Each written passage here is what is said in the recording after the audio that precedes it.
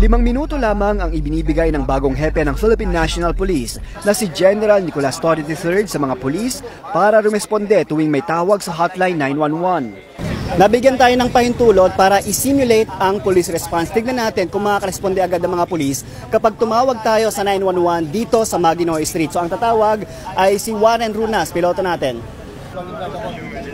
Emergency po rito. Sir, kailangan namin ng response immediately. Lasing po. Nagmamawi po. May dalang itak. Pwede mo paki-double time kasi ang dami niya pong hinahabol na tao. Maya-maya ay may rumadyo agad sa Quezon City Police District. Sa Eco 100, call from 911. Check sa Charlie Tango. Makalipas ang ilang minuto, dumating ang mga pulis, nagmamadali at hinahanap ang insidente. So 3:31 PM yung tawag, dumating dito ang police response ay 3:35 PM. 4 na minuto ay andito na ang responde ng mga pulis sa Maguinoy Street. Ipinaliwanag ng kasama namin sa QCPD sa mga rumesponde na simulation lamang ang nangyari at may paintulot ng kinaukulan. Hindi ito iminumukahing gawin ng publiko at may kaakibat na kaso ang prank call.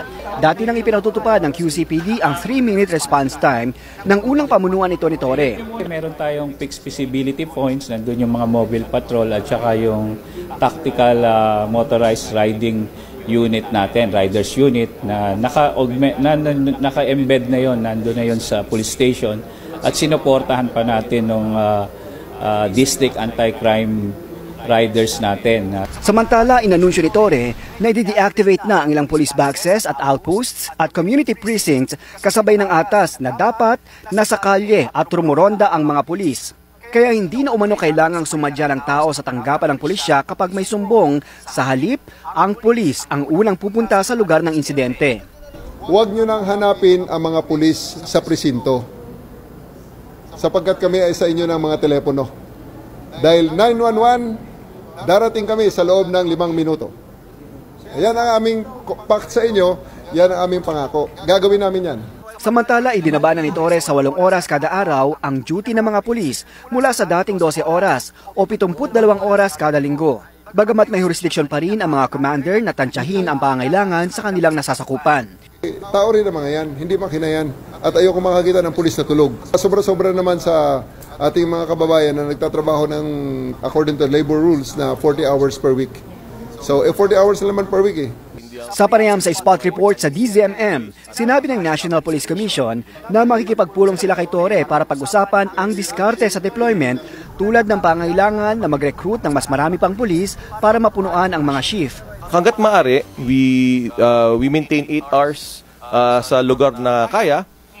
Dun sa ibang lugar na talagang hindi applicable yung 8 hours, then maybe we have exceptions. Pinuri ng Volunteers Against Crime and Corruption ang mga reforma ni Torre. This again is one of not the traditional way of anti-criminality. This is again out of the box, which we support. It is long overdue. It's about time yung mga pulis natin lumalabas sa kalye, no?